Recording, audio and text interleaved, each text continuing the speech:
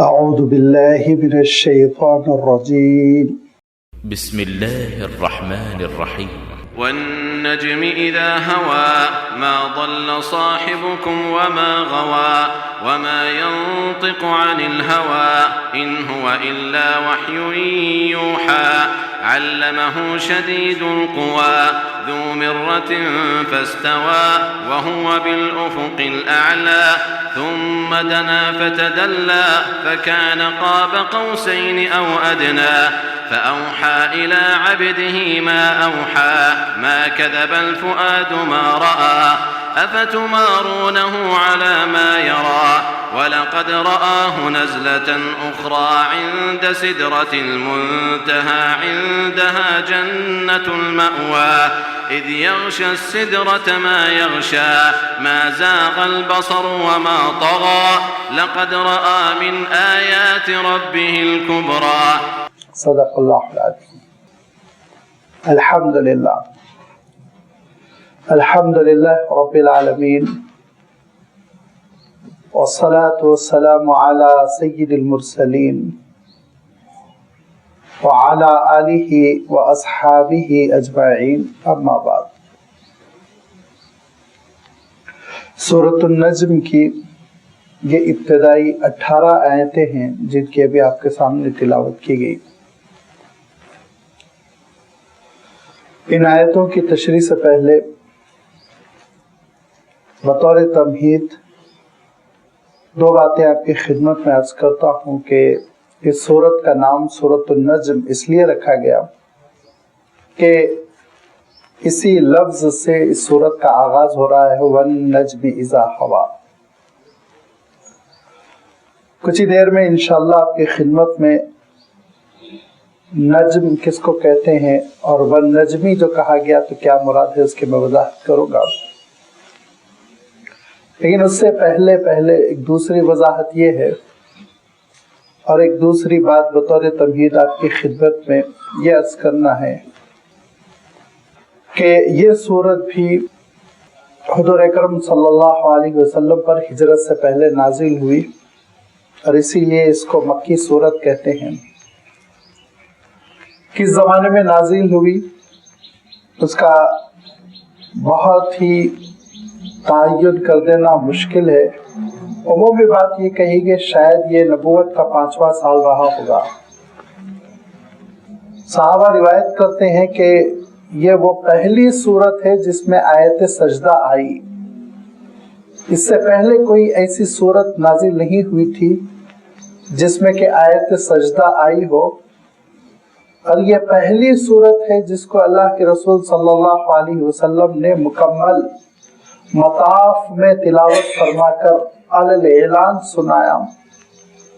اور جب آپ صلی اللہ علیہ وسلم نے اس کی تلاوت کی تو اس سورت کی تاثیر، اس کے مضامین کی اہمیت، اس کے مطالب کی جامعیت، اس کا اثر یہ ہوا کہ مکہ مکرمہ کے سارے لوگ جو وہاں موجود تھے کان لگائے اس سورت کو سننے لگے.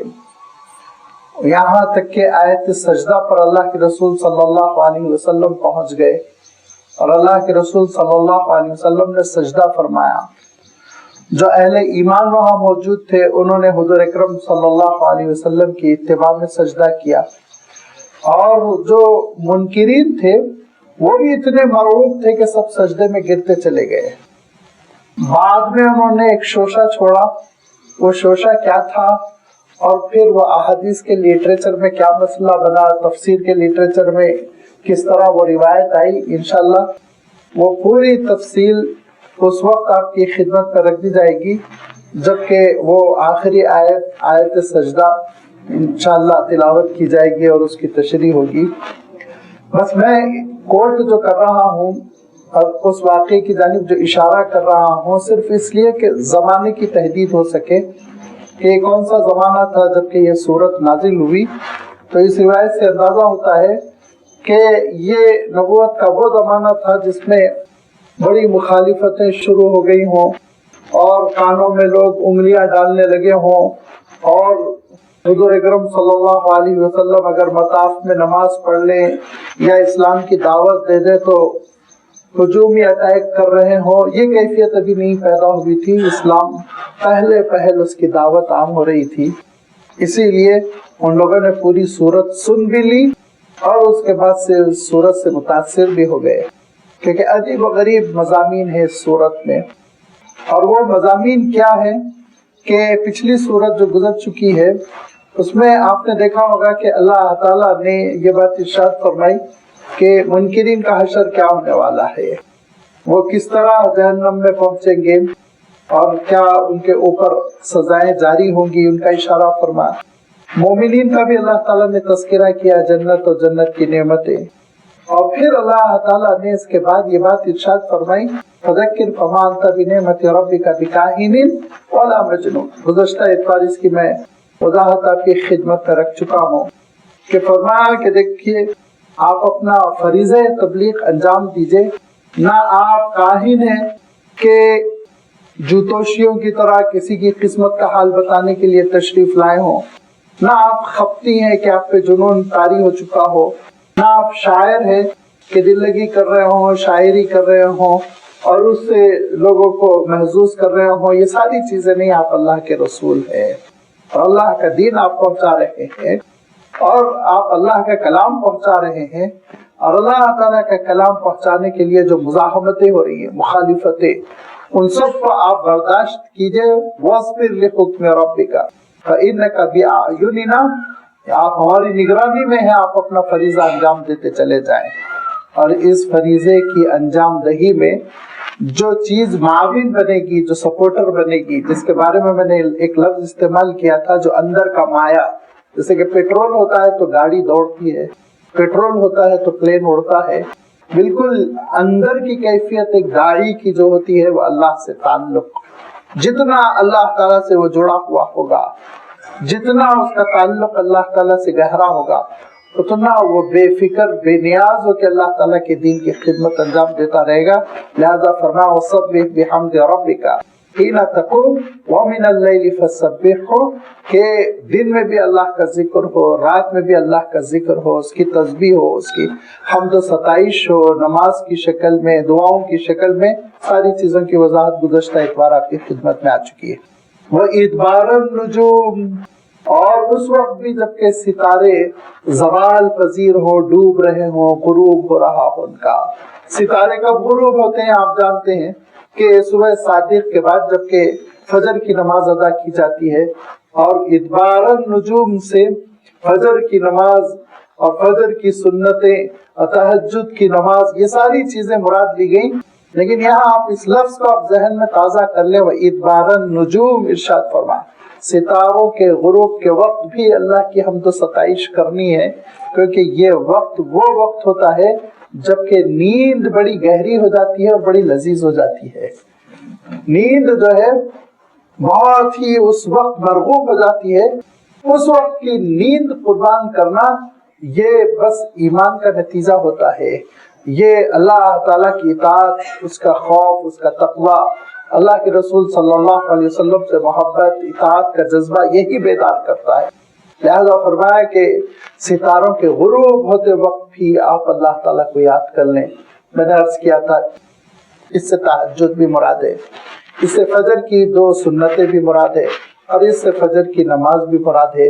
ये सारी चीजें मुफस्सिरीन ने मुराद ली। अब इदबारुन नुजूम का जो कॉन्सेप्ट आया है, सितारों का डूबना, सितारों का गुरूब होना, उसको ज़हन में रखते हुए सूरत नज्म की तिलावत कीजिए और आप हुस्न नज्म देखिए, तरतीब देखिए और जो इर्तिबात है, जो अरेंजमेंट है, जो जुड़ी हुई है सूरतें के सितारों के डूबने का तस्करा करते हुए अल्लाह ताला ने उस सूरत को, सूरत तूर को खत्म फरमाया, उसका इख्तिताम हुआ और सूरत नज्म का आगाज ही हो रहा है फिर वही सितारों के गुरूब होने से। वन नज्मी इज़ा हवा, और शाहिद है सितारा जबकि वो गुरूब हो जाता है, डूब जाता है। हवा के माने होते हैं असल हवा, यह भी माने गिरना, नीचे आना, कोई चीज जवाल पर आना। और यहाँ पर मुराद लिया गया है कि सितारे का डूबना, सितारे का आसमान से गायब हो जाना। افق سے ستارے کا غائب ہونا، یعنی آپ سیدھے الفاظ میں کہہ سکتے ہیں فجر کا طلوع ہونا۔ اللہ تعالیٰ نے یہاں پر قسم کے انداز میں قسم کھاتے ہوئے، اس کا سیدھا سادہ ترجمہ ہے وَالنَّجْمِ إِذَا هَوَى، اور ستارے کی قسم جبکہ وہ ڈوب رہا ہو، زوال پذیر ہو، غروب ہو رہا ہو، یہ اس کا سیدھا ترجمہ ہے۔ لیکن میں نے ترجمہ کیا اور ستارہ گواہ ہے جبکہ وہ ڈوب رہا ہے، کیونکہ میں بار بار کہتا رہتا ہوں اور اتنی بار میں کہہ چکا ہوں کہ میں سمجھتا ہوں شاید یہ بات اب ذہنوں میں اچھی طرح راسخ ہو گئی ہوگی، یاد ہو گئی ہوگی کہ قسم جب کبھی کھائی جاتی ہے قرآن مجید میں، اللہ تعالیٰ جب اپنی مخلوق کی قسم کھاتا ہے تو اللہ تعالیٰ اس چیز کو بطور ایویڈنس پیش کرتا ہے، پروف، گواہی کے طور پر۔ کیوں یہ مفہوم کیوں پیدا ہوا؟ دیکھیے ہم جب قسم کھاتے ہیں نا، تو ہم جب قسم کھاتے ہیں تو اس کا مفہوم یہ ہوتا ہے کہ جس کی میں قسم کھا رہا ہوں وہ میری سچائی کی گواہی دے رہا ہے، اسی لیے غیر اللہ کی قسم جائز نہیں ہے، صرف اللہ کی آپ قسم کھا سکتے ہیں کیونکہ اللہ گواہی دے سکتا ہے نا، وہ حاضر و ناظر ہے، غیر اللہ تھوڑی موجود ہے جو آ کے آپ کی گواہی دے سکے۔ لہذا اسلام میں اللہ کی قسم جائز ہے، غیر اللہ کی قسم جائز نہیں ہے۔ یہاں تک کہ کعبے کی قسم یہ بھی نہیں کہنا چاہیے، صحیح نہیں ہے، شریعت میں اس کو بھی پسند نہیں کیا گیا۔ کعبہ حاضر و ناظر نہیں، وہ ایک مقدس ترین مقام ہے، لیکن لازمی بات ہے وہ آ کر آپ کی سچائی کی گواہی دے گا۔ سچائی کی گواہی تو بس اللہ تعالیٰ دے سکتا ہے، وہ دیکھ رہا ہے۔ لہذا ہم کھا سکتے ہیں قسم تو بس اللہ کی، وہ اللہ ہی کہہ سکتے ہیں، اللہ کی قسم میں سچ کہہ رہا ہوں۔ خیر وہ ایک دوسرا مسئلہ ہے، میں یہاں گفتگو کر رہا تھا کہ جب ہم قسم کھاتے ہیں تو اس کے پیچھے جو کانسیپٹ ہوتا ہے، جو تصور ہوتا ہے کہ جس کی میں قسم کھا رہا ہوں وہ چیز میری گواہ ہے، میرے حق میں گواہ ہے۔ اب اللہ تعالیٰ جب اپنی مخلوق کی قسم کھاتا ہے تو اللہ تعالیٰ وہ ساری چیزوں کو بطور گواہی پیش کرتا ہے۔ لہذا والعصر زمانے کی گواہی ہے، والشمس سورج کی گواہی ہے، والضحیٰ چاشت کے وقت کی گواہی ہے، والتین والزیتون انجیر کی گواہی ہے، زیتون کی گواہی ہے۔ اپنے اپنے موقع پہ اس کی وضاحت آئے گی کہ وہ کس چیز پر گواہی ہیں، ان کی گواہی کس چیز پر اللہ تعالیٰ دے رہا ہے۔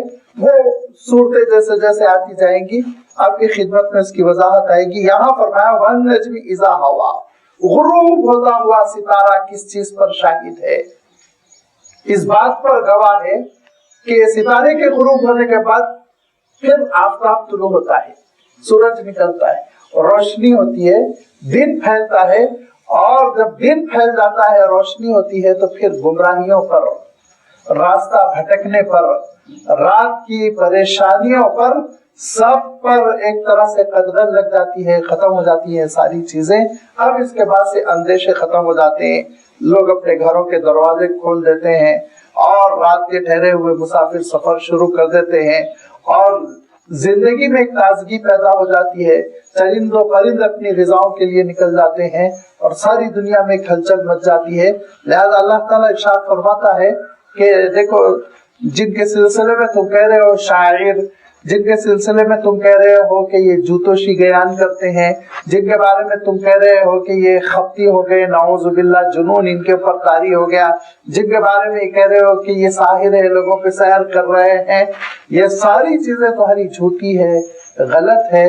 ما ضل صاحبکم وما غوی، یہ جو تمہارے بزرگ ہیں، تمہارے جو ساتھی ہیں جنہوں نے تمہارے درمیان پرورش پائی، نہ وہ غلط راہ پر چلے اور نہ وہ بھٹکے، بلکہ وہ نبی و رسول بن گئے ہیں، اور آفتاب رسالت طلوع ہو گیا، اب روشنی آ چکی ہے، اب ضلالت، گمراہی، بھٹکنا، یہ ساری چیزیں ختم ہو گئی۔ اب تو تم اس روشنی کو قبول کرو، اس کے آگے بڑھو۔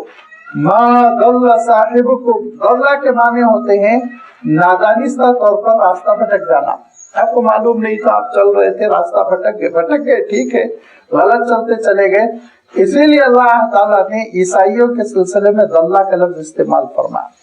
سورہ آل عمران میں وضاحت کے ساتھ اللہ تعالیٰ نے یہ بات ارشاد فرمائی کہ وہ خود راستہ بھٹک گئے اور دوسروں کے لیے بھی راستہ بھٹکنے کا سبب بن گئے۔ کیوں راستہ بھٹک گئے؟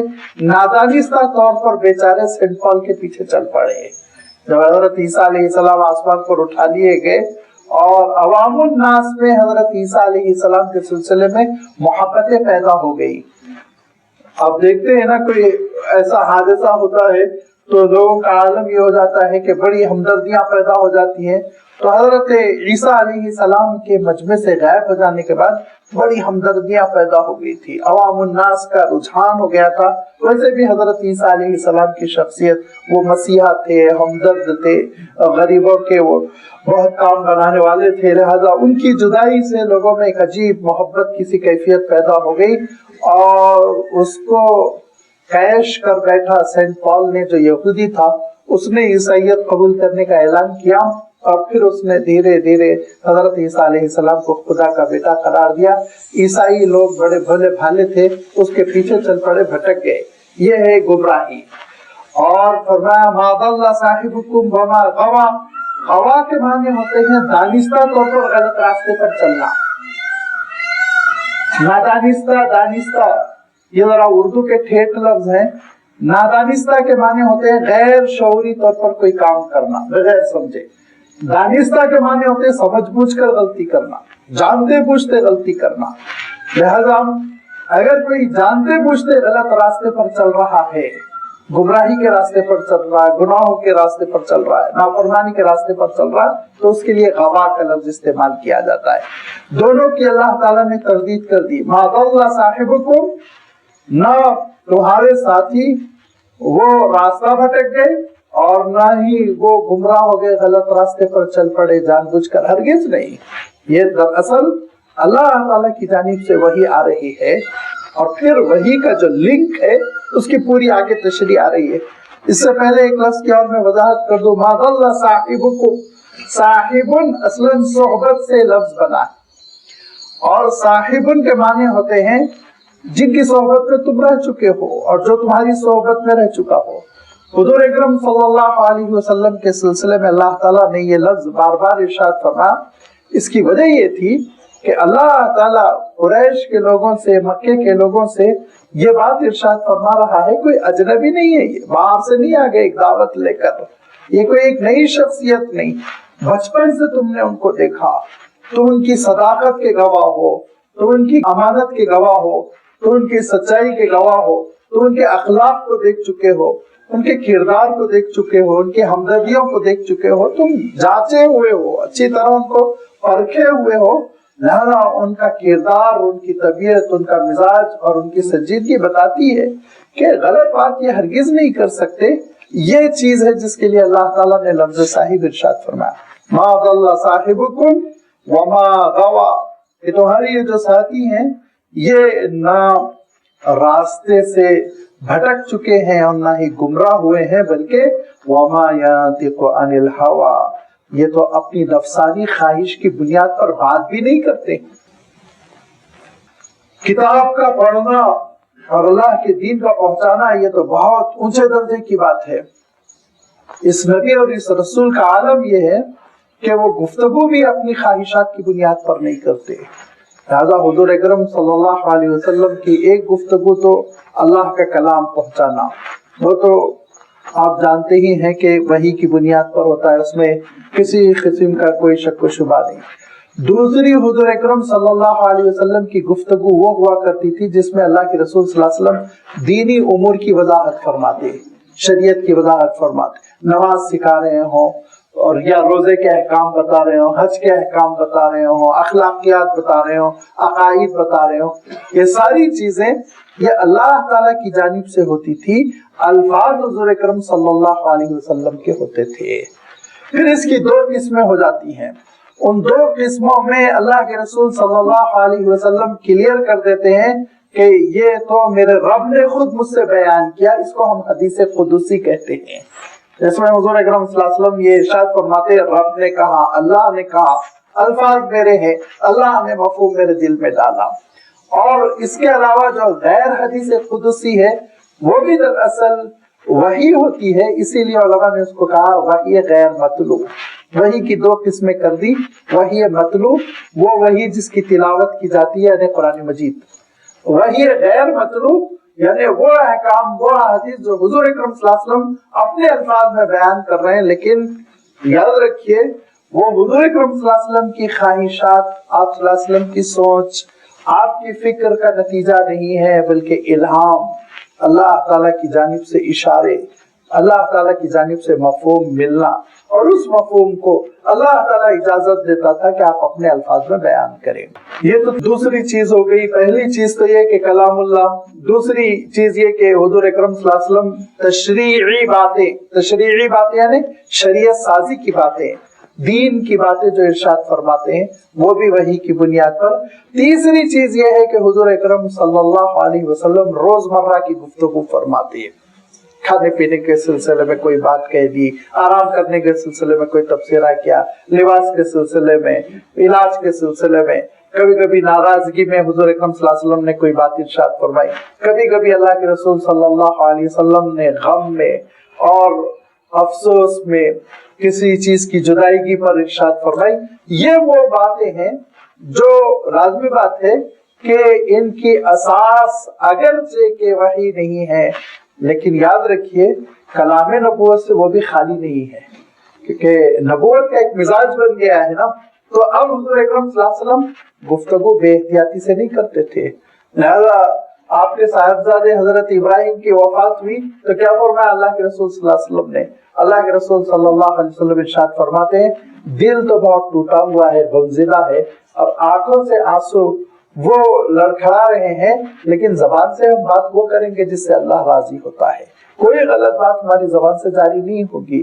اور اس کے بعد فرمایا ان علی فراقک یا ابراہیم لمحزون، کہ اے ابراہیم آپ کی اس جدائی پر ہم کو صدمہ بہت ہے، لیکن ان للہ ما اعطى وله ما اخذ وكل شيء عنده بمقدار، اللہ کی مرضی، وہ جو چاہے عطا کرے، وہ جو چاہے واپس لے لے، ہر چیز کا اس کے پاس وقت طے ہے، ہر چیز کی عمر طے ہے، لہذا اس نے اس عمر میں میرے صاحبزادے کو لے لیا، یہ اس کی مرضی۔ تو یہ وہ کلام ہے جس کو ہم کلام نبوت کہتے ہیں۔ اس کی بھی بنیاد آپ یوں مت سمجھ لیجئے نفسانی خواہشات، غصے میں بے احتیاطی، غلط الفاظ کا استعمال، نعوذ باللہ۔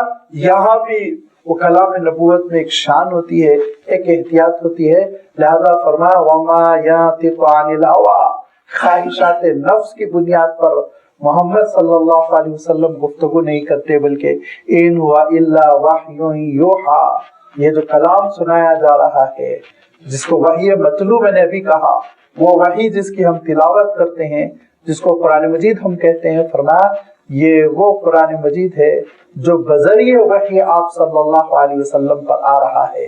ان ہوا الا وحی، بے شک یہ وحی ہے، یوحا جو آپ کی جانب بھیجی جا رہی ہے۔ کس کے ذریعے بھیجی جا رہی ہے؟ علمہ شدید القویٰ، کہ یہ وحی اللہ کے رسول صلی اللہ علیہ وسلم کو پہنچا رہے ہیں، اور اللہ کے رسول صلی اللہ علیہ وسلم کو وحی کے مطالب سکھا رہے ہیں اور اس کی تعلیم کر رہے ہیں، وہ جو بہت طاقتور ہیں، شدید القویٰ، جن کے قوہ، جن کے اعضاء، جن کے آرگنز بہت شدید ہے، سخت ہے، مضبوط ہے، کمزوری کا کوئی عمل دخل نہیں۔ اس سے مراد حضرت جبرائیل علیہ السلام ہے کہ حضرت جبرائیل علیہ السلام وحی لاتے، وحی کا القاء فرماتے، اور حضرت جبرائیل علیہ السلام کے سلسلے میں اللہ تعالیٰ نے یہ بات وضاحت فرما دی کہ بہت طاقتور ہیں۔ یہ اس لیے اللہ تعالیٰ نے وضاحت فرما دی کہ لوگوں کو غلط فہمی نہ ہو، کوئی جن ٹکر لے لے، کوئی ابلیس شیطان ٹکر لے لے اور آپ کے کام میں رکاوٹ پیدا کر دے، ہرگز نہیں۔ حضرت جبرائیل کی طاقت کا عالم یہ ہے کہ روایتوں میں آتا ہے کہ 600 پر ہیں، ابھی اس کی اور تھوڑی سی وضاحت آئے گی۔ ان 600 پروں میں سے ایک پر کی نوک سے حضرت جبرائیل علیہ السلام نے قوم لوط جو نافرمان بنی جا رہی تھی ان کی بستی کو، صدوم کو اٹھایا، اور اتنا اٹھایا کہ زمین کے آسمان تک پہنچا دیا، اور وہاں سے پھر پلٹا کر دے مارا، صرف پر کے ایک کونے سے۔ تو آپ اس سے اندازہ لگائیے کہ پوری کی پوری آپ کی جو شخصیت ہے، پوری کی پوری آپ کی جو ہستی ہے، وہ کتنی طاقتور ہوگی۔ ذو مرۃ، کبھی کبھی پہلوان تو بہت ہوتا ہے انسان، طاقتور، بہت شاندار، لیکن ذرا عقل اس پیمانے کی نہیں رہتی، بلکہ اکثر پہلوانوں کو دیکھا گیا عقل ان کی کمزور رہتی ہے۔ کوئی پہلوان ہو تو ناراض نہ ہو، مگر عام طور پہ تجربہ ہوا کہ جو جسمانی طور پہ بہت مضبوط ہوتے ہیں عقلی طور پر اتنے مضبوط نہیں ہوتے. یہ غلط فہمی کسی کو پیدا نہ ہو جائے، اسی لیے فرمایا ذو مرتن، جو عقلی طور پر بھی بہت مضبوط ہے، جو کلام اللہ تعالیٰ سے وہ لیتے ہیں اور حضور اکرم صلی اللہ علیہ وسلم تک پہنچاتے ہیں، تو اس میں اپنی ذہانت کی وجہ سے، یا آپ کیا کہیں کہ اپنی عقل کے اس اعلیٰ معیار کی وجہ سے جو اللہ تعالیٰ نے خصوصی طور پر حضرت جبرائیل کو عنایت فرمایا، کوئی غلطی نہیں ہوتی ہے، کسی قسم کی خطا کا امکان نہیں ہے، کوئی ملاوٹ نہیں ہو سکتی. جیسے لیتے ہیں ہو ویسے ہی بعینی ہی ویسے ہی اللہ کے رسول صلی اللہ علیہ وسلم پر پہنچا دیتے ہیں. علمہ شدید القوا ذو مرتن، ذو مرہ کے معنی ہوتے ہیں عقل کے اعتبار سے بھی طاقتور. فاستوى، اور وہ متمکن ہو جاتے ہیں، کنٹرول میں ہوتی ہے ان کی بات. اللہ تعالیٰ نے خود اپنے سلسلے میں ارشاد فرمایا نا کہ الرحمن علی العرش استوى. استوى کے معنی کہ رحمان عرش پر متمکن ہے، کنٹرول میں ہے پوری کائنات. ایسے ہی یہاں حضرت جبرائیل کے سلسلے میں آ رہا ہے فاستوى، کہ وہ ہر چیز قابو میں رکھتے ہوئے متمکن ہو کر کنٹرول کے ساتھ آتے ہیں. اور پھر ہوا یہ کہ حضور اکرم صلی اللہ علیہ وسلم پر پہلی وحی آئی، اقرأ باسم ربک الذی خلق. حضور اکرم صلی اللہ علیہ وسلم کی جو کیفیت ہوئی وہ آپ جانتے ہیں، بخاری شریف کی بہت مشہور حدیث ہے کہ آپ صلی اللہ علیہ وسلم تیزی سے گھر میں آئے، زملونی زملونی فرمایا، اور حضور اکرم صلی اللہ علیہ وسلم نے ساری کیفیت حضرت خدیجۃ الکبریٰ رضی اللہ تعالیٰ عنہ سے بیان کر دی. اور پھر حضور اکرم صلی اللہ علیہ وسلم کو لے کر وہ اپنے پھوپھیزاد بھائی کے پاس گئی جو بڑے کتاب کے تورات اور انجیل کے ماہر تھے. انہوں نے پوری روایت سن کے کہا بے شک یہ وہی فرشتہ ہے جو موسیٰ کے پاس وحی لے کر آتا تھا. لیکن اس کے بعد وحی رک گئی، اور اس وحی کے رکنے کے زمانے کو عربی میں یا سیرت کی اصطلاح میں ایام الفترہ کہتے ہیں. ایام الفترہ، اس زمانے میں حضور اکرم صلی اللہ علیہ وسلم بہت بے چین رہتے تھے. یہ بھی روایتوں میں آتا ہے کہ آپ کی کتنی بے چینی رہتی تھی، یہاں تک کہ حضور اکرم صلی اللہ علیہ وسلم مکہ مکرمہ سے مینا جا رہے تھے اور اجیاد کے علاقے میں اللہ کے رسول صلی اللہ علیہ وسلم پہنچے تھے. اجیاد آج بھی معروف ہے، لہذا وہاں سے اللہ کے رسول صلی اللہ علیہ وسلم گزر رہے تھے کہ اللہ کے رسول صلی اللہ علیہ وسلم نے افق پر ایک نقطہ دیکھا. وَهُوَ بِالْأُفُقِ الْأَعْلَى. افق کس کو کہتے ہیں؟ افق کہتے ہیں کہ آپ نگاہوں کے سامنے جو آسمان دیکھیں گے تو آسمان کی جو لکیر نظر آتی ہے اس کو افق کہتے ہیں، ہاریزن جس کو کہتے ہیں. یہ افق پر حضور اکرم صلی اللہ علیہ وسلم نے ایک نقطہ دیکھا، اور وہ نقطہ دھیرے دھیرے بڑھنے لگا. بڑھتے بڑھتے وہ نقطہ اتنا بڑھ گیا کہ پورے آسمان پر چھا گیا، پورے آسمان پر. جب حضور اکرم صلی اللہ علیہ وسلم نے دیکھا کہ حضرت جبرائیل امین اپنی اصلی شکل میں، جو اصل شکل ہے حضرت جبرائیل کی، اس میں دھیرے دھیرے نمودار ہو رہے ہیں. اور وہ بالافق الاعلی، کہ وہ فرشتہ جو شدید القوا ہے اور جو عقل کے اعتبار سے بھی بہت پختہ ہے، وہ افق اعلیٰ پر ظاہر ہوا. اعلیٰ کے معنی بلند، اور افق کے معنی جیسے کہ میں نے عرض کیا آپ کے نگاہوں کے سامنے جو آسمان کا حصہ ہوتا ہے. اللہ کے رسول صلی اللہ علیہ وسلم کی پشت مغرب کی طرف تھی، چہرہ مشرق کی طرف تھا، اور مشرق میں حضور اکرم صلی اللہ علیہ وسلم نے دیکھا کہ دھیرے دھیرے حضرت جبرائیل امین قریب آتے چلے گئے، ایسے جیسے آسمان پہ چھاتے چلے گئے.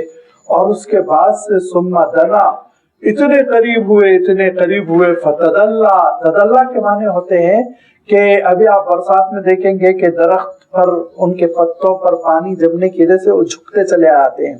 یہ جھکنے کی کیفیت کو تدلا کہتے ہیں. کوئی چیز لٹکی ہوئی ہونا، جھکی ہوئی ہونا. تو فرمایا ثم دنا فتدلا، پھر حضرت جبرائیل امین قریب ہوتے چلے گئے اور جھک پڑے. کتنا جھک گئے؟ فَكَانَ قَابَ قَوْسَيْنِ أَوْ أَدْنَىٰ.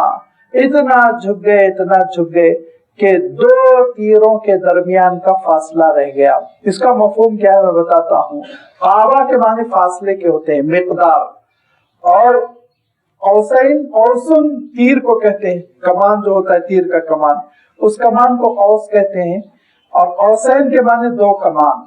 عربوں کا عالم یہ ہوتا تھا کہ جنگ ہوتی تھی، تیروں سے تیر اندازی ہوتی تھی، کمان ہاتھ میں ہوتی تھی، لیکن جب صلح کا اعلان ہو جاتا تھا کہ بھئی جھگڑا ختم کرو، ہم مل لیں گے، امن کے ساتھ رہیں گے، تو پھر دونوں سردار آگے بڑھتے تھے، آگے بڑھتے بڑھتے اپنے اپنے کمانوں کو لے کر وہ قریب آتے تھے اور ایسے کمانوں کو ملا دیتے تھے۔ بیچ میں تو یہاں تار بندہ ہوتا ہے، لیکن کمانوں کو ایسے ملا دیتے تھے، اتنا قریب کر کے دونوں کمانوں کو ملا دینے کے معنی یہ ہوتے تھے کہ ہم تم سے قریب آ گئے، اب محبت کے ساتھ جئیں گے۔ اتصال، جوڑ اور قربت کی ایک دلیل ہوا کرتی تھی، ایک علامت ہوا کرتی تھی، جس کو وہ اپنے اس عمل کے ذریعے سے ظاہر کرتے تھے، اور ان کے محاورے میں قاب قوسین یہی کہلاتا تھا کہ دو کمانوں کا فاصلہ رہ گیا، یعنی دو کمان اتنے قریب ہو گئے کہ آپس میں جڑ گئے۔ اسی محاورے کو اللہ تعالیٰ نے استعمال کیا کہ حضرت جبرائیل قریب آتے چلے گئے، قریب آتے چلے گئے، فتدلی، اور ایسا حضرت جبرائیل کی ہستی حضور اکرم صلی اللہ علیہ وسلم پر جھکنے لگی کہ اتنے قریب ہو گئے، فکان قاب قوسین، جیسے کہ دو کمانوں کا فاصلہ رہ گیا ہو، او ادنا، اور اس سے بھی کہیں قریب، بالکل قریب۔ یہ اس لیے کہ حضور اکرم صلی اللہ علیہ وسلم کو کوئی شبہ نہ رہے کہ یہ وہ فرشتہ ہے جو اب سفارت کا کام انجام دے گا، اللہ کے احکام آپ تک پہنچائے گا، وحی الہی آپ تک پہنچائے گا۔ تو حضور اکرم صلی اللہ علیہ وسلم کو ایک بار مشاہدہ کرنا ضروری تھا، لہذا اللہ تعالیٰ نے اصلی شکل میں پہلی بار مشاہدہ کروا دیا، اور پھر اس کے بعد سے حضور اکرم صلی اللہ علیہ وسلم پر سورہ مزمل نازل ہوئی، سورہ مدثر نازل ہوئی، اور سورۃ الضحیٰ نازل ہوئی۔ یہ وہ صورتیں ہیں جو اس موقع پہ ایک کے بعد دیگر نازل ہوئی، اس میں اختلاف ہے پہلی کون سی نازل ہوئی، بعد میں کون سی نازل ہوئی، مگر بہرحال یہ ابتدائی صورتیں ہیں بالکل شروع کی، جس میں کہ اللہ تعالیٰ نے اپنے رسول سے خطاب کیا، یا ایھا المزمل، اے کملی اوڑھنے والے، اب آپ کھڑے ہو جائیے اور اپنے بدن کو بھی صاف کر لیں، اپنے کپڑوں کو بھی صاف کر لیں، اور رات میں آپ آدھی رات کے لیے اللہ کے دربار میں کھڑے ہو جائیے۔ یا پھر یہ کہ یا ایھا المدثر قم فانذر، کہ اے کملی اوڑھنے والے کھڑے ہو جائیے، اب لوگوں کو دعوت دیجئے۔ اور اسی کے ساتھ ساتھ والضحیٰ واللیل اذا سجی، تاریک رات ختم ہو رہی ہے، رات کی تاریکی کا پردہ چاک ہو رہا ہے، اب آفتاب رسالت بلند ہو رہا ہے، لہذا اب دھیرے دھیرے اب اسلام سامنے آئے گا۔ یہ وحی ہے جو آئی، لہذا فرمایا فَأَوْحَى إِلَىٰ عَبْدِهِ مَا أَوْحَى، تو وحی کیے اللہ تعالیٰ نے اپنے بندے کی جانب وہ وحی جو وہ چاہتا تھا۔ یہ ساری وحی حضور اکرم صلی اللہ علیہ وسلم تک پہنچی۔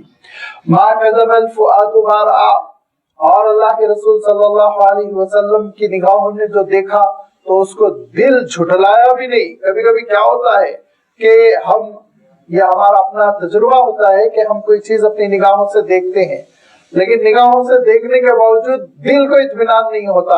ایسا تو نہیں کہ کوئی غلط فہمی ہو گئی ہو، ایسا تو نہیں کہ جھٹکے سے کوئی چیز میں دیکھ لیا ہو، ایسا تو نہیں کہ جو سفید چیز نظر آ رہی تھی وہ کوئی پرندہ ہے اڑ کے چلا گیا ہو۔ بہت مختلف قسم کی غلط فہمیاں ہم کو ہوتی ہیں، اور ہمارا دل جو ہے وہ مطمئن نہیں ہوتا کہ ہم نے جو دیکھا وہ سچ بھی ہے کہ نہیں۔ لیکن فرمایا آپ صلی اللہ علیہ وسلم کے ساتھ یہ معاملہ نہیں ہوا۔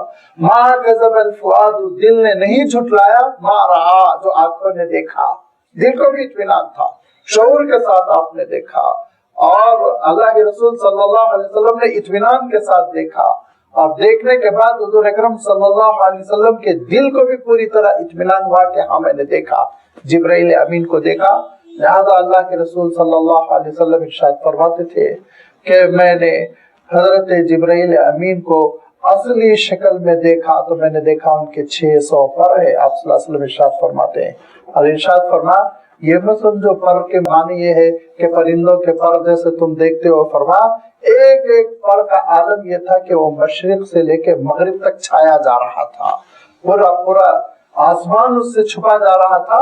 ایسی عظیم الشان ہستی حضرت جبرائیل امین کی ہے۔ اب دیکھیے میں نے ابھی عرض کیا تھا نا کہ اللہ تعالیٰ وحی کا پورا لنک بتا رہا ہے کہ پروردگار کی جانب سے کلام لے کر حضرت جبرائیل امین چل پڑے، اتنے طاقتور کوئی شیطانی طاقت بیچ میں مزاحمت نہیں کر سکتی، ڈسٹرب نہیں کر سکتی. اور ایسی اللہ تعالیٰ نے سمجھنے کی صلاحیت دی کہ حضرت جبرائیل امین کو کہیں غلطی اور خطا نہیں ہو سکتی. اور یہ اللہ تعالیٰ نے جب بات ارشاد فرمائی تو اس کی ایک چوٹ تو یہودیوں پر پڑی کہ یہودیوں کو یہ ہوا کہ انہوں نے پوچھا حضور اکرم صلی اللہ علیہ وسلم سے کون سے فرشتہ آپ پہ وحی لے کر آ رہا ہے، تو حضور اکرم صلی اللہ علیہ وسلم نے ارشاد فرمایا حضرت جبرائیل امین. تو کہہ پڑے اچھا جبرائیل وہ تو ہمارے دشمن ہے ہی، وہ ہمیشہ ہی ہمارے سلسلے میں ان کا رویہ غلط رہا. تو اللہ تعالیٰ ارشاد فرماتا ہے من کان عدوا لجبریل، جو جبریل کا دشمن وہ اللہ کا دشمن، جس کے جبریل دشمن اس کے اللہ دشمن. تمہاری لڑائی اللہ سے ہے، حضرت جبرائیل سے نہیں ہے. دوسری چوٹ ان لوگوں پر پڑتی ہے جو یہ کہتے ہیں نعوذ باللہ کہ حضرت جبرائیل سے غلطی ہو گئی، فلاں کے پاس وہی لے کر آنا تھا کہ محمد صلی اللہ علیہ وسلم کے پاس لے کر پہنچ گئے. یہ دوسری چوٹ ان کے لیے ہے کہ حضرت جبرائیل طاقت کے اعتبار سے، عقل و فراست کے اعتبار سے ایسے کامل ہیں اور اس مقام پر فائز ہیں، کوئی کسی قسم کی کوئی خطا ہونے کا امکان نہیں ہے، وہاں خطا کا امکان نہیں. لہذا حضرت جبرائیل امین اللہ کے بندے حضرت محمد مصطفیٰ صلی اللہ علیہ وسلم تک اللہ تعالیٰ کی وحی پہنچا رہے ہیں. یہ پہلا مشاہدہ تھا، اللہ کے رسول صلی اللہ علیہ وسلم نے اپنے آنکھوں سے دیکھا. ما کذب الفؤاد ما رأى افتمارونه على ما يرى. اب رہ گیا مسئلہ ہمارا. تو ارشاد فرمایا اے انسانوں کیا تم کو شک و شبہ ہے کہ انہوں نے جو کچھ دیکھا اس کے سلسلے میں ذرا تردد ہے؟ تو ایک بات کان کھول کر سن لو، یہ ایک مرتبہ نہیں ہوا، 2 مرتبہ ہوا ہے. لہذا دوسری مرتبہ حضور اکرم صلی اللہ علیہ وسلم نے پھر جبرائیل کو دیکھا. یہ دوسری مرتبہ کب؟ وَلَقَدْ رَآهُ نَزْلَةً أُخْرَى. دوسری مرتبہ بھی جبرائیل امین کو نزول کرتے ہوئے اللہ کے رسول صلی اللہ علیہ وسلم نے مشاہدہ فرمایا، دیکھا. اور یہ دوسری مرتبہ اس وقت ہوا جبکہ حضور اکرم صلی اللہ علیہ وسلم سفر اسراء اور معراج پر تشریف لے گئے تھے.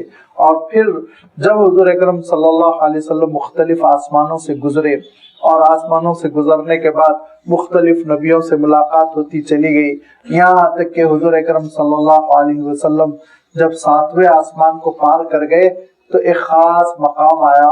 اس مقام کا نام ہے عند سدرۃ المنتہی.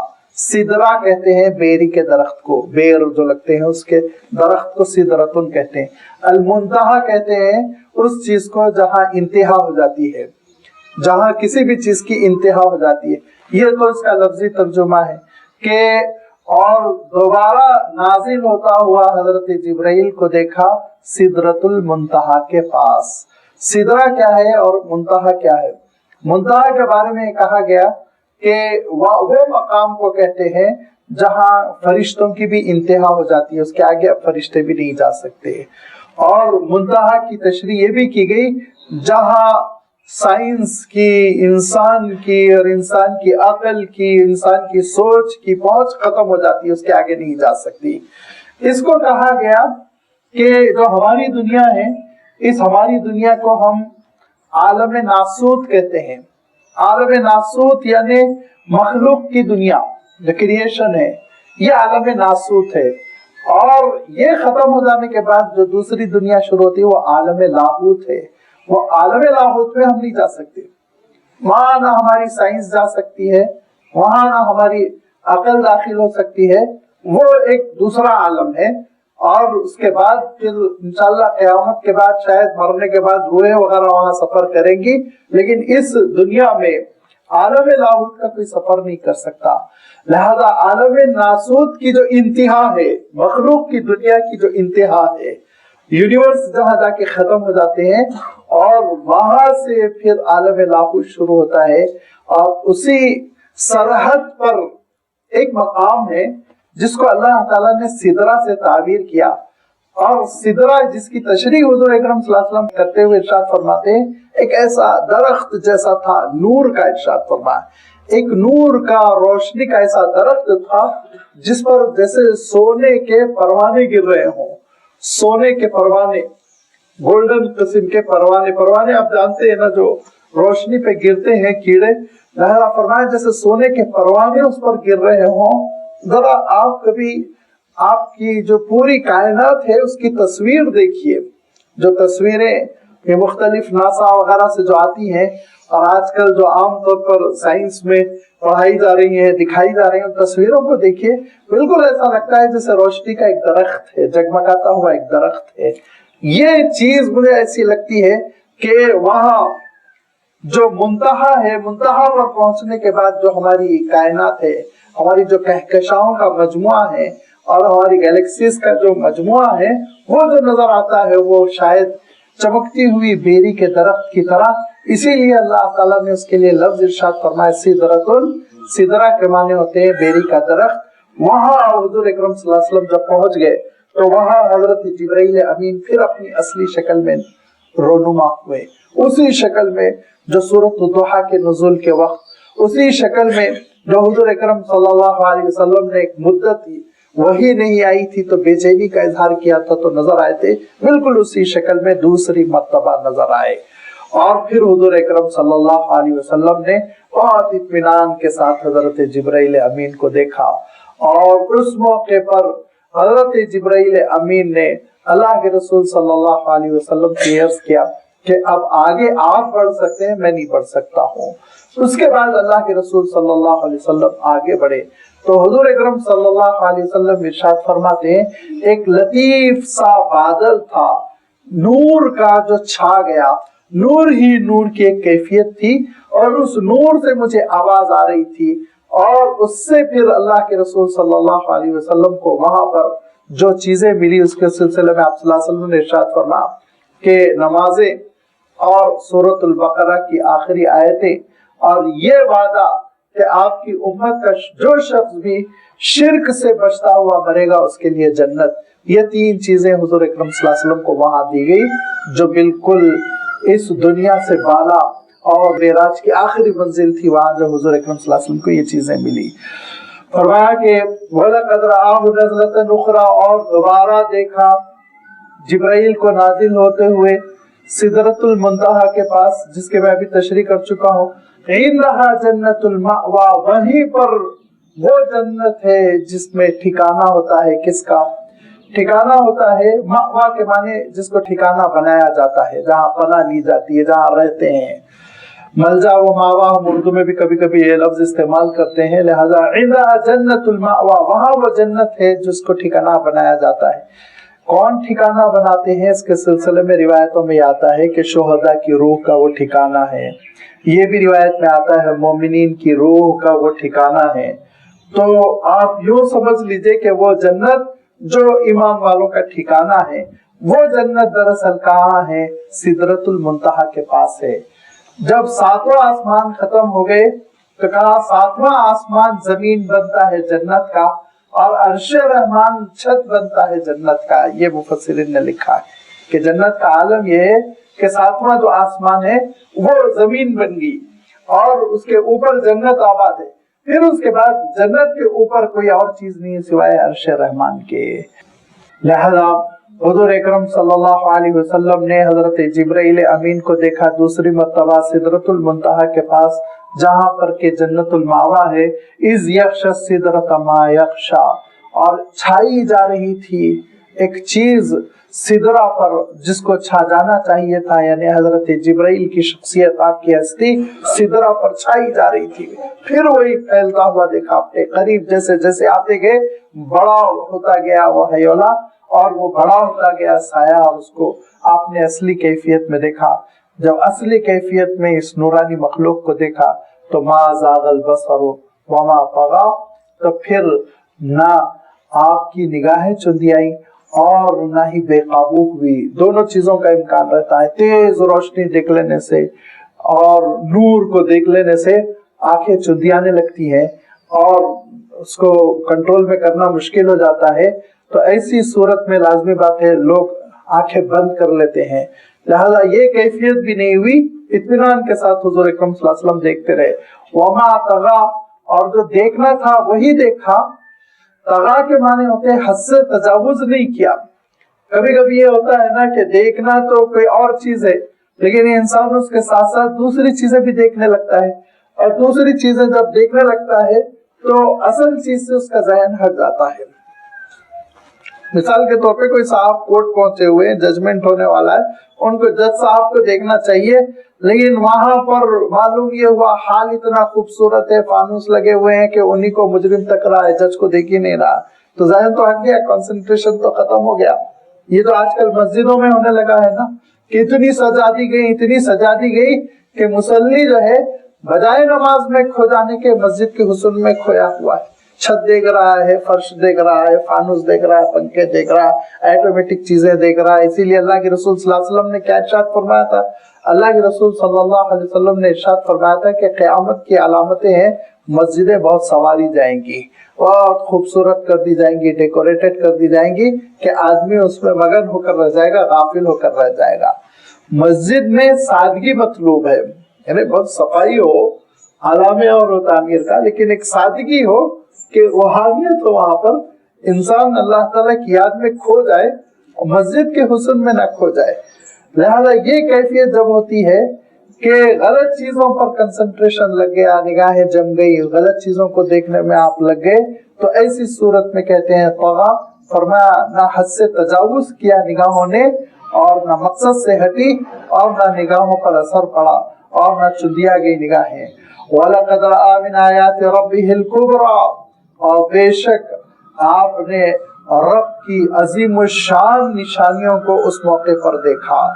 ان عظیم الشان نشانیوں میں جہنم کا نمونہ اللہ کے رسول صلی اللہ علیہ وسلم کو دکھایا گیا، جنت کا نمونہ اللہ کے رسول صلی اللہ علیہ وسلم کو دکھایا گیا، عالم بالا دکھایا گیا، نبیوں کے ٹھکانے دکھائے گئے، اور بہت ساری اللہ تعالیٰ نے عجیب و غریب چیزوں کا مشاہدہ فرمایا، تاکہ اللہ کے رسول صلی اللہ علیہ وسلم ان چیزوں کو جو عالم غیب کی ہے اپنی نگاہوں سے دیکھ لینے کے بعد پورے اعتماد کے ساتھ دعوت دے سکیں، پورے اعتماد کے ساتھ لوگوں کو تعارف کرا سکے جنت کیسی ہے، جہنم کیسا ہے۔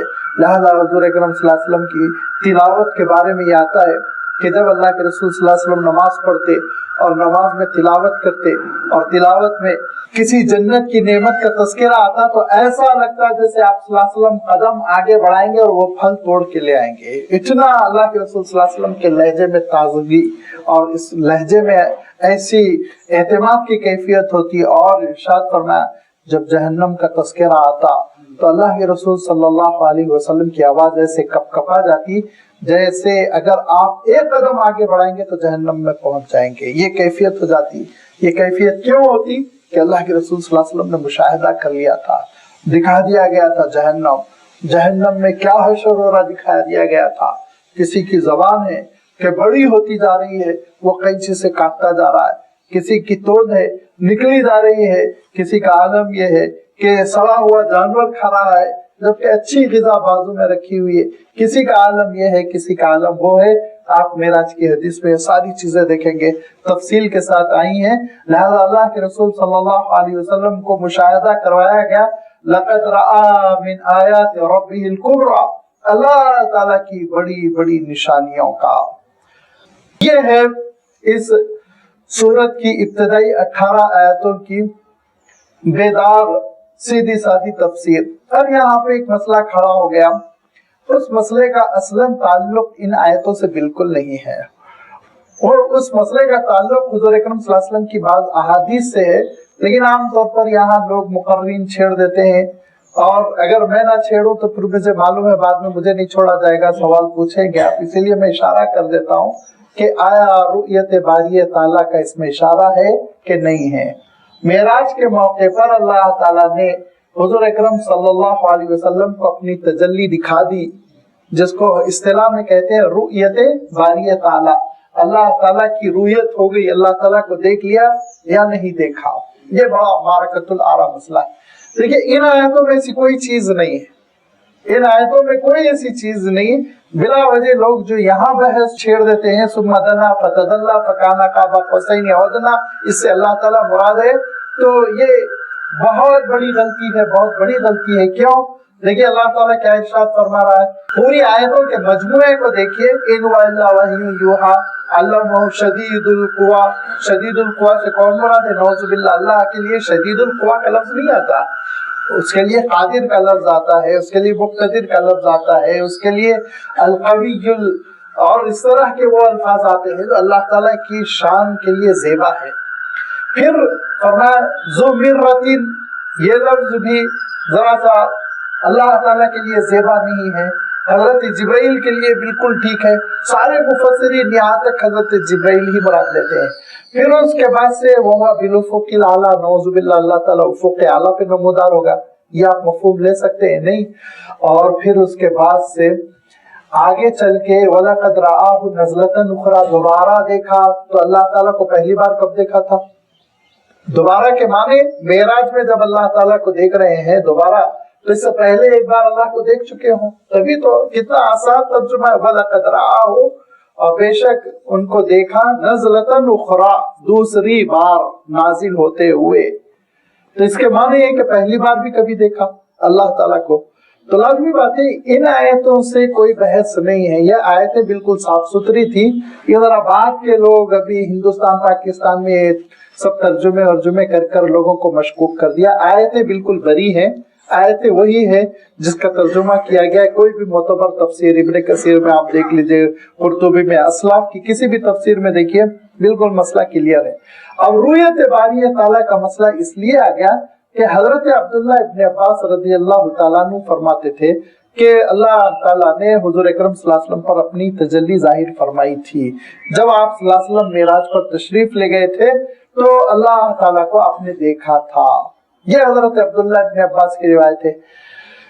लेकिन दो बातें हमारे जहनों में रहना चाहिए।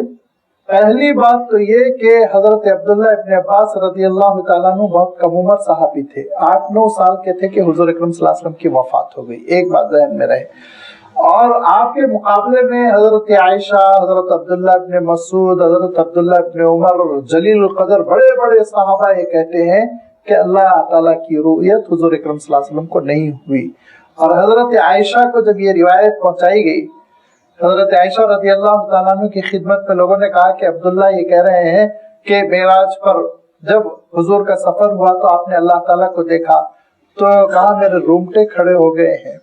इस बात को सुनकर मेरे रूमटे खड़े हो गए कि तुम लोग जो है कितनी बड़ी बात झूठ फैलाते हो। खुदा की कसम, अल्लाह के रसूल सल्लल्लाहु अलैहि वसल्लम ने मेराज के मौके पर अल्लाह ताला का मुशाहिदा नहीं किया था। ये बुखारी शरीफ की हदीस है। बिल्कुल हजरत आयशा ने क्लियर किया इस मसले को, और भी बड़े बड़े सहाबा ने। अब पहली बात तो ये हो गई कि हजरत अब्दुल्ला इब्न अब्बास कम उम्र थे और बड़ी उम्र वाले और संजीदा और जो हुजूर से बहुत करीब रहे वो लोग नफी करते हैं बिल्कुल। और दूसरी बात, हजरत अब्दुल्ला इब्न अब्बास से जो रिवायतें हैं वो पूरी रिवायतें जरा आप देखिए। हजरत अब्दुल्ला इब्न अब्बास रज़ियल्लाहु ताला अन्हु की जो रिवायतें हैं उनको आप जमा करेंगे तो दूसरी रिवायतों में हजरत अब्दुल्ला इब्न अब्बास ये भी फरमाते हैं कि आप सल्लल्लाहु अलैहि वसल्लम ने मेराज के मौके पे अल्लाह को कल्ब की निगाहों से देखा। कल्ब का लफ्ज भी कहते हैं वो। तो कल्ब की निगाहों से देखने के माने ये कि वो रुयत बारी ताला का एक दूसरा अंदाज है, कल्बी अंदाज है। और कल्बी अंदाज का इनकार करना कोई जरूरी नहीं। वो कल्ब का तो मामला यह है कि कल्ब कुछ भी देख सकता है। आप सल्लल्लाहु अलैहि वसल्लम का कल्ब मुबारक है तो लाजमी बात है मुशाहिदा हो सकता है। और फिर इस सिलसिले में खुद हजरत अब्दुल्ला इब्न अब्बास रज़ियल्लाहु ताला अन्हु रिवायत करते हैं कि हुजूर अकरम सल्लल्लाहु अलैहि वसल्लम से पूछा गया कि अल्लाह के रसूल, जब आप मेराज पर तशरीफ ले गए तो क्या आपने अल्लाह ताला को देखा? तो हुजूर अकरम सल्लल्लाहु अलैहि वसल्लम ने इरशाद फरमाया, नूरुन अन्ना याराहु, वो एक नूर है, उसको कोई कैसे देख सकता है, लेकिन मैंने अपने दिल की निगाहों से अल्लाह ताला को देखा। ये खुद हजरत अब्दुल्ला इब्न अब्बास रिवायत करते हैं। लिहाजा इन रिवायतों की बुनियाद पर बड़ा स्कूल ऑफ थॉट जो है उलमा का, बड़ी तादाद उलमा की, वो इस बात के कायल है कि अल्लाह ताला का दीदार रुयत बारी ताला मेराज के मौके पे हुजूर अकरम सल्लल्लाहु अलैहि वसल्लम को नहीं हुआ। लेकिन एक जमात ऐसी भी है, बाज़ उलमा ऐसे भी हैं जो ये कहते हैं, जैसे खास तौर पर अल्लामा आलूसी है जो रूहुल मानी में इस बात के दाई हैं کہ اللہ تعالیٰ کا دیدار ہوا تھا، اور وہ ان دلائل کو لے کر بیان کرتے ہیں. ٹھیک ہے، احتمال ہوگا. یہ دونوں اسکول آف تھاٹ ہے، وہ میں نے آپ کی خدمت میں رکھ دیا. لیکن میں یہ کلیئر کر دینا چاہتا ہوں، وضاحت کرنا چاہتا ہوں، یہ آیتیں اس مسئلے سے گفتگو نہیں کرتی ہیں. ان آیتوں کو بلا وجہ اس مسئلے میں گھسا دینا دراصل قرآن مجید کے صاف ستھرے مفہوم کو ذرا بگاڑ دینا ہے، اس کو گنجلک کر دینا ہے، اس میں کنفیوژن پیدا کر دینا ہے. صاف ستھرا مفہوم یہ ہے کہ اللہ تعالیٰ ارشاد فرماتا ہے کہ دیکھو ستاروں کا ڈوبنا اس بات کی گواہی دیتا ہے کہ روشن صبح ہونے والی ہے. یہ روشن صبح وحی الہی کی بنیاد پر ہو رہی ہے، جو وحی الہی اللہ کے رسول صلی اللہ علیہ وسلم پر حضرت جبرائیل امین کے ذریعے سے پہنچ رہی ہے. اور حضرت جبرائیل امین انتہائی طاقتور وہ فرشتے ہیں جن کی اطاعت خود فرشتے بھی کرتے ہیں. فرشتوں میں بھی ان کا مقام مطاع ثم امین، امانت دار ہے. دوسری جگہ ارشاد فرمایا یہ الفاظ، اور یہاں ارشاد فرمایا بڑے طاقتور ہیں اور بہت ہی عقل بھی پختہ ہے. کسی قسم کی کوئی خطا کا، دھوکے کا، کمزوری کا امکان نہیں ہے. لہذا وہی وہ صحیح پہنچ رہی ہے.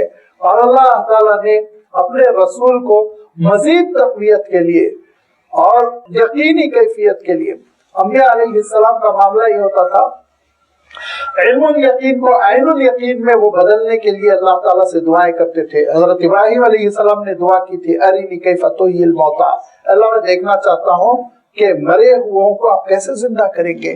تو کہا اولم تؤمن، کیا ابراہیم آپ کو ایمان نہیں؟ کہا ایمان تو پورا ہے، ولکن لیطمئن قلبی، میرا جو علم الیقین ہے نا، وہ علم الیقین کو میں عین الیقین سے تبدیل کرنا چاہتا ہوں. آپ اپنے بچے کو ڈرائیے، دیکھو یہ کھلے ہوئے تار ہے، اس کو ہاتھ نہ لگانا، ہاتھ لگانے سے جھٹکا لگے گا، بہت تکلیف پہنچے گی. خوب ڈرا دیا، خوب سمجھا دیا، اور وہ گھبرا بھی گیا اور دور بھی ہو گیا، آپ کی بات مان لی، کبھی کھلے ہوئے تار کو ہاتھ نہیں لگایا. لیکن خدا نہ خواستہ بعد ہوتے ہیں نا بچے شریر کہ ابا کی بات کو یقین نہیں کیا، اور ایک مرتبہ اس کھلے ہوئے تار کو پکڑا تو معلوم ہو گیا جھٹکا کس کو کہتے ہیں. الیکٹرک کا جھٹکا، یہ عین الیقین کی کیفیت ہے. اب دوبارہ ہاتھ نہیں لگائے گا وہ، اب تو 2 گز دور سے گزرے گا وہ. تو یہ علم الیقین جو ہوتا ہے وہ دراصل اطلاعات کی بنیاد پر ہوتا ہے، اور عین الیقین ہوتا ہے وہ تجربے کی بنیاد پر ہوتا ہے. ہم اپنی نگاہوں سے دیکھتے ہیں آگ جلاتی ہے، لیکن اللہ نہ کرے کسی شخص کو آگ سے دوچار ہونا پڑے، وہ جل جائے، تو پھر اس کا جو یقین ہوتا ہے نا، اس کو جو سمجھ میں آتا ہے کہ کس چیز کو کہتے ہیں تکلیف، آگ سے جلنے کی تپش کس چیز کا نام ہے، یہ عین الیقین کی کیفیت ہوتی ہے. مثال سے میں سمجھا رہا ہوں. لہذا انبیاء علیہ الصلوۃ والتسلیم کا علم وہ عین الیقین کے درجے کا ہوتا ہے، اور عین الیقین کے درجے کا علم ہونے کے لیے اللہ تعالیٰ نے حضرت جبرائیل امین کا مشاہدہ کروایا. پہلی مرتبہ میں نے عرض کیا نا، مکہ مکرمہ کی وادی میں، مینا کے اور مکہ کے درمیان اجیاد کے علاقے میں اللہ کے رسول صلی اللہ علیہ وسلم کو یہ مشاہدہ کروایا گیا. اور دوسری مرتبہ معراج کے موقع پر چونکہ آپ صلی اللہ علیہ وسلم کے اعزازات کی تکمیل ہو رہی تھی، دوبارہ پھر اللہ تعالیٰ نے حضرت جبرائیل کو اصلی شکل میں حضور اکرم صلی اللہ علیہ وسلم کے سامنے آنے کا حکم دیا، اور اس کا تذکرہ اللہ تعالیٰ نے ان آیتوں میں فرمایا. اب یہ تو ہو گیا وحی کی حقانیت، یہ تو ہو گیا اللہ تعالیٰ کے دین کی بنیاد. اب اس وحی کی بنیاد پر اور اللہ تعالیٰ کی جانب سے جو اتصال ہے، جو جڑے ہوئے حضور اکرم صلی اللہ علیہ وسلم، اس بنیاد پر اللہ کے رسول صلی اللہ علیہ وسلم جو دعوت توحید دے رہے ہیں، اور اس کی مخالفت میں لوگ جو اپنے بتوں کو لے کر آ رہے ہیں، اس کا تذکرہ اللہ تعالیٰ نے آنے والی آیتوں میں فرمایا. انشاءاللہ آئندہ اتوار اس کی وضاحت آپ کی خدمت میں رکھی جائے گی. وآخر دعوانا ان الحمد للہ رب العالمین.